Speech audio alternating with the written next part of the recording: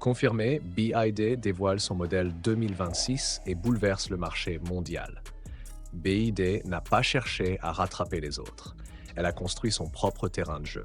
Pendant que certains ricanaient, le groupe chinois dépassait les 3 millions de véhicules électrifiés vendus en une seule année, devenant le premier constructeur mondial de véhicules électriques et hybrides rechargeables, devant Tesla sur le volume global. Et aujourd'hui, avec sa gamme 2026, le message est clair. Ce n'est pas une tendance, ce n'est pas un coup marketing, c'est une bascule industrielle. Les grandes marques ne veulent pas que vous regardiez de trop près ce qui arrive. Nous allons commencer par un modèle précis, celui qui résume parfaitement cette nouvelle stratégie. BYD Seal U-DM-i 2026. Le SUV hybride rechargeable qui change les règles. Le Seal U-DM-i n'a pas été conçu pour être simplement compétitif. Il a été pensé pour rendre le choix difficile face à des valeurs sûres comme le Volkswagen Tiguan ou le Toyota RAV4. Et la différence commence par la technologie. Le système hybride de 5e génération associe un moteur essence atmosphérique de 1,5 litre développant environ 110 chevaux à un ou deux moteurs électriques selon la version. La puissance cumulée atteint environ 320 chevaux sur la version la plus performante. Mais le chiffre clé, c'est l'autonomie combinée. Plus de 1200 km avec le plein et la batterie chargée selon le cycle chinois CLTC. En cycle européen WLTP plus strict, on peut raisonnablement tabler sur environ 1000 à 1100 km, ce qui reste colossal. En mode 100% électrique, l'autonomie dépasse 100 km en cycle optimiste. En norme WLTP européenne, on peut s'attendre à environ 420-420 km réels. Pour la majorité des trajets quotidiens, cela signifie zéro essence consommée en semaine. Si l'on prend un conducteur parcourant 15 000 km par an, dont 10 000 en électrique grâce à la recharge à domicile à environ 0,25 € le kilowattheure, le coût énergétique annuel peut descendre sous les 700 €, à comparer à plus de 2 000 € d'essence sur un SUV thermique équivalent. L'écart devient concret. 320 chevaux, ce n'est pas une supercar. Mais avec le couple instantané des moteurs électriques, les reprises sont franches, propres, sans temps mort. Le 0 à 100 se situe autour de 5 à 6 secondes selon la version. Pour un SUV familial, c'est déjà très solide. Ce qui surprend surtout, c'est le raffinement. Insonorisation soignée, transition thermique électrique quasi imperceptible, suspension orientée confort. Le prix, nerf de la guerre. En Chine, le Seal UDM y débute autour de 160 000 à 200 000 yuan selon version, soit environ 20 000 à 25 000 € au taux de change actuel. Mais pour un client européen, il faut ajouter transport maritime, homologation, adaptation aux normes européennes, TVA à 20%, droits de douane potentiellement autour de 10%, frais logistiques et marge importateur. Le prix final réaliste en Europe se situe plutôt entre 35 000 et 40 000 € selon équipement. À ce niveau de tarif, il se retrouve face à des modèles comme le Tiguan hybride rechargeable, souvent au-delà de 45 000 € à équipement comparable, ou le RAV4 hybride non rechargeable, généralement autour de 40 000 € bien configuré. Le moteur atmosphérique 1,5 litre reste mécaniquement simple, sans turbo, moins de contraintes thermiques, moins de pièces coûteuses.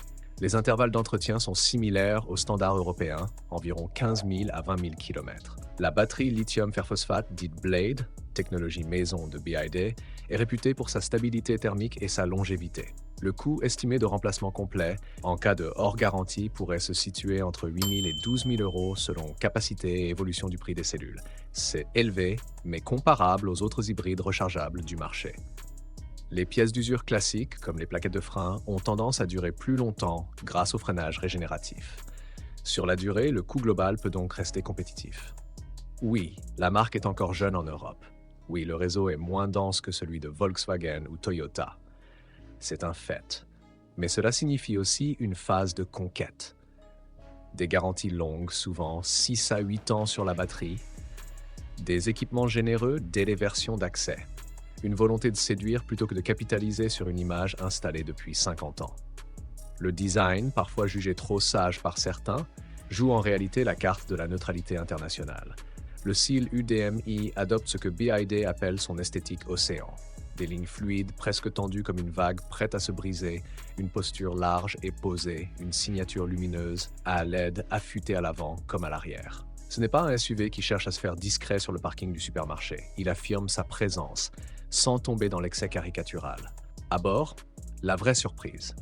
L'habitacle est souvent le moment de vérité. C'est là que les préjugés tombent ou se confirment.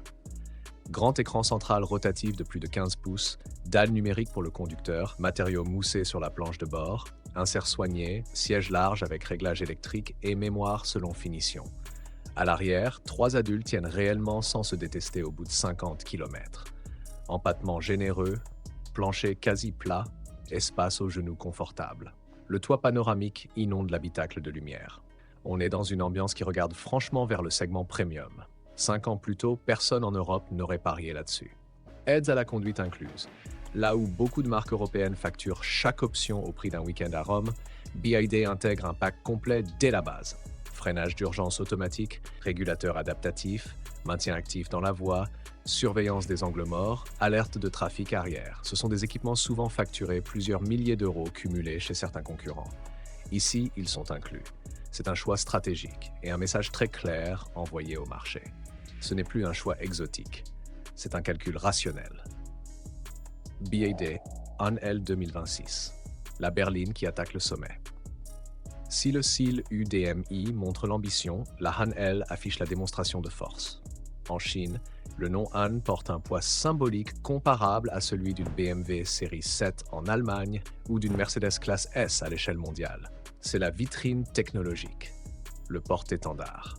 Face avant dominée par un bandeau lumineux sur toute la largeur, silhouette plus basse, plus large, arche de roue marquée, ligne de toit fuyante, petit becquet arrière intégré façon queue de canard. La voiture paraît posée au sol, tendue, prête à bondir.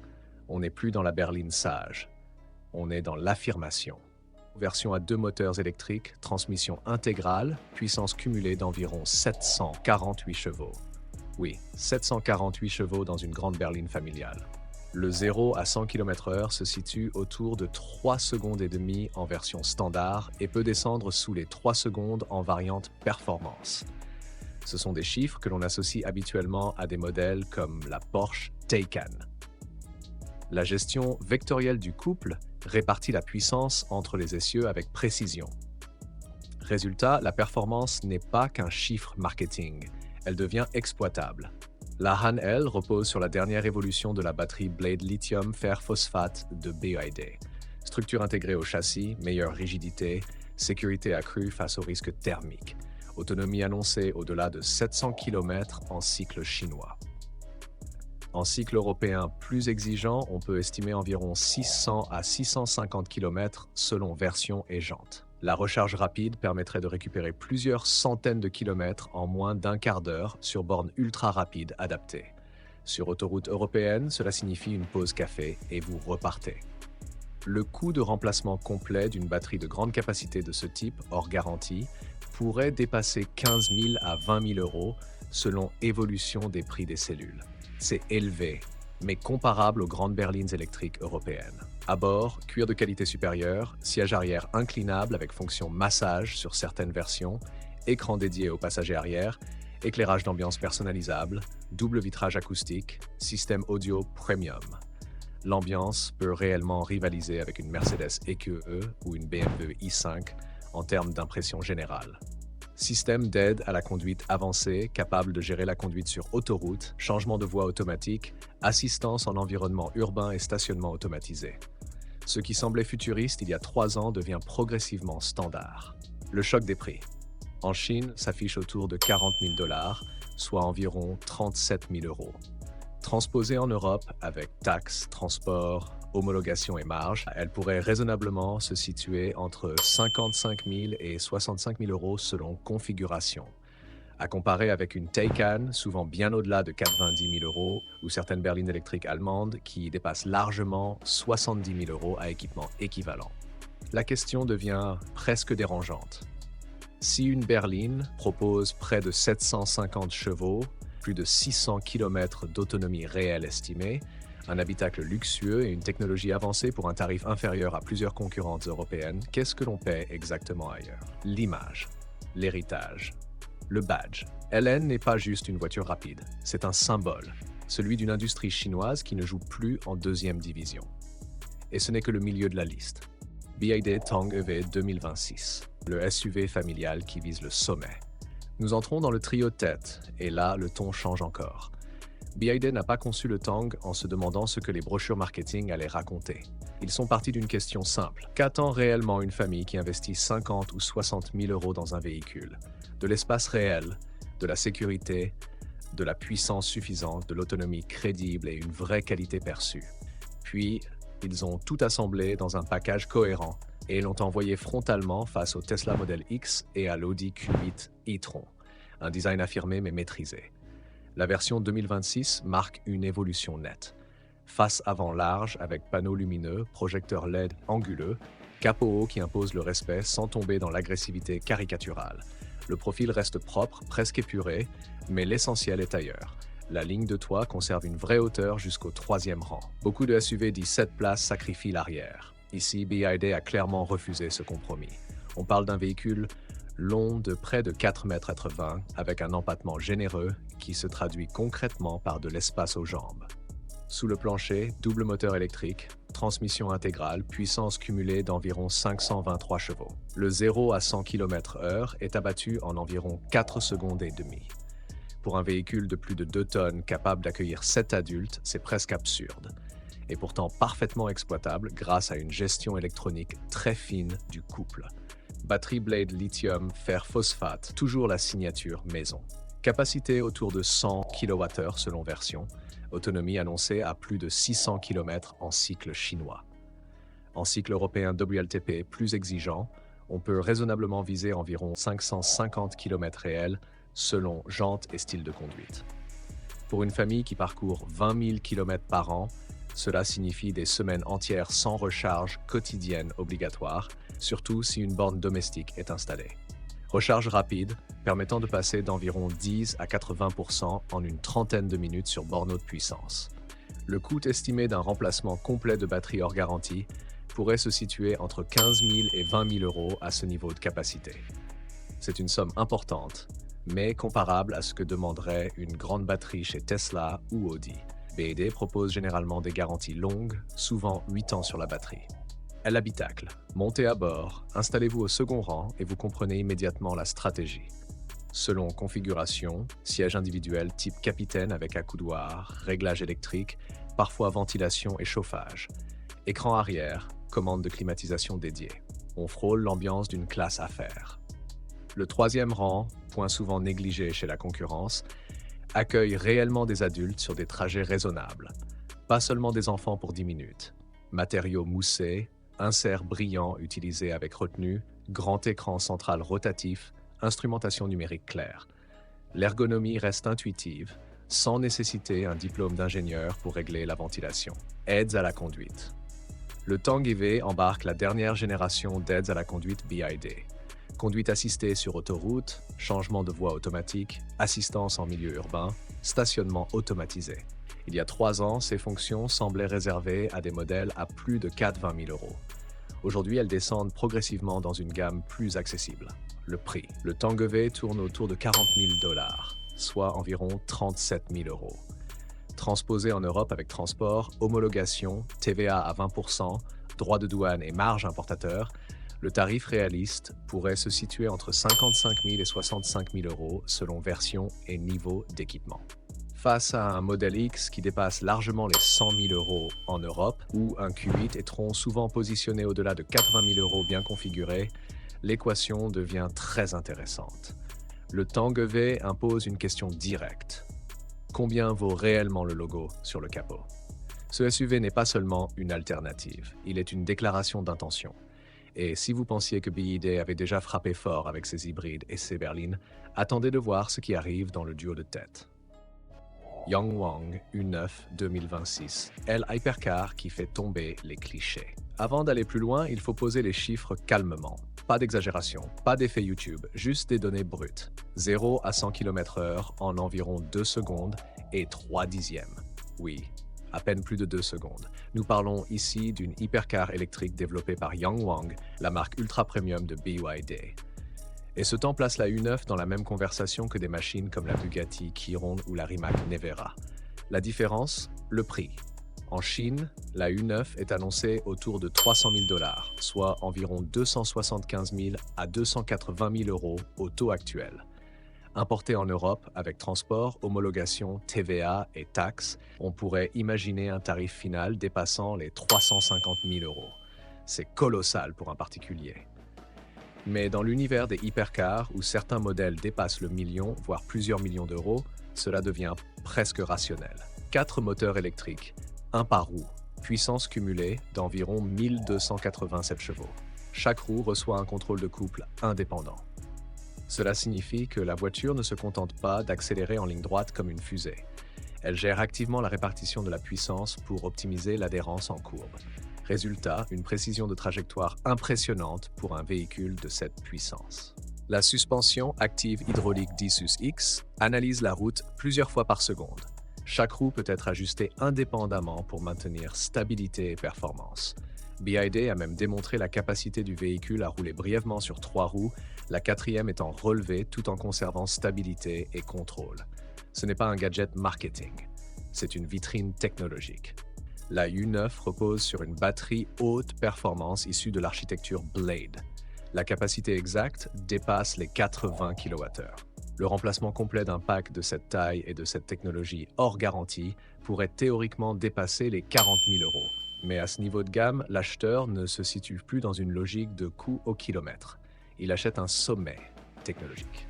Carrosserie en fibre de carbone, éléments aérodynamiques actifs à l'avant et à l'arrière, profil ultra bas et large. Même à l'arrêt, la voiture semble en mouvement. À bord, ambiance orientée pilote. Matériaux premium, écran numérique clair, position de conduite basse et enveloppante. C'est une machine conçue pour ceux qui comprennent ce que signifie exploiter plus 1000 chevaux. Le message est limpide. Le plafond technologique chinois n'est plus inférieur à celui de l'Europe ou de l'Italie mythique. Il est au même niveau, parfois au-dessus. Et maintenant, le numéro 1. Le modèle qui fait lever les sourcils même chez les constructeurs historiques, Yangwang U8 2026. Le SUV qui refuse toute limite. La mise à jour 2026 ne se contente pas d'ajuster 2 détails cosmétiques, signature LED plus affûtée à l'avant comme à l'arrière, bouclier redessiné, finitions intérieures améliorées, qualité perçue encore renforcée. BYD a analysé les retours des premiers clients et a corrigé chaque point avec une précision presque méthodique. Mais le véritable choc se cache sous la carrosserie. Le U8 repose sur une architecture à 4 moteurs électriques, un par roue, puissance cumulée d'environ 1100 chevaux. Oui, 1100. Le 0 à 100 km/h est expédié en environ 3 secondes et demie malgré un poids supérieur à 3 tonnes. À ce niveau, l'accélération devient presque abstraite. Le système de suspension hydraulique active Dissus permet de lever ou d'abaisser indépendamment chaque coin du véhicule. Concrètement, le U8 peut adapter son assiette pour améliorer ses angles d'attaque et de fuite en tout terrain ou stabiliser la caisse à haute vitesse. Il peut aussi effectuer ce que BYD appelle un pivot sur place. Les roues gauches avancent pendant que les roues droites reculent, permettant une rotation quasi sur son propre axe. Et puis, il y a cette fonction qui a fait le tour du monde. Le U8 peut flotter temporairement en cas d'immersion. La carrosserie est scellée, les moteurs restent opérationnels, les roues assurent une propulsion lente permettant de rejoindre une zone sûre. BYD a validé cette capacité en conditions réelles. Ce n'est pas une démonstration unique, c'est une fonction intégrée. À l'intérieur, le message est clair. Le U8 ne vise pas seulement le Mercedes Classe G AMG, il regarde aussi du côté du Bentley Bentayga et même du Rolls-Royce Cullinan. Cuir haut de gamme omniprésent, siège massant à l'avant et à l'arrière, système audio premium, éclairage d'ambiance sophistiqué, climatisation multizone, écran pour les passagers arrière. L'atmosphère parvient à combiner modernité technologique et chaleur presque artisanale. Le U8 embarque l'ensemble le plus avancé jamais proposé par BYD en matière d'assistance à la conduite. Conduite assistée sur autoroute, mais aussi mode spécifique tout-terrain qui accompagne le conducteur moins expérimenté dans des passages techniques. L'idée n'est pas de remplacer le pilote, l'idée est de réduire l'anxiété. En Chine, le U8 débute autour de 150 000 $, environ 135 à 140 000 €. En Europe, avec transport, homologation, TVA à 20%, droits de douane et marge importateur, un tarif final plausible pourrait dépasser les 160 à 175 000 €. C'est une somme considérable.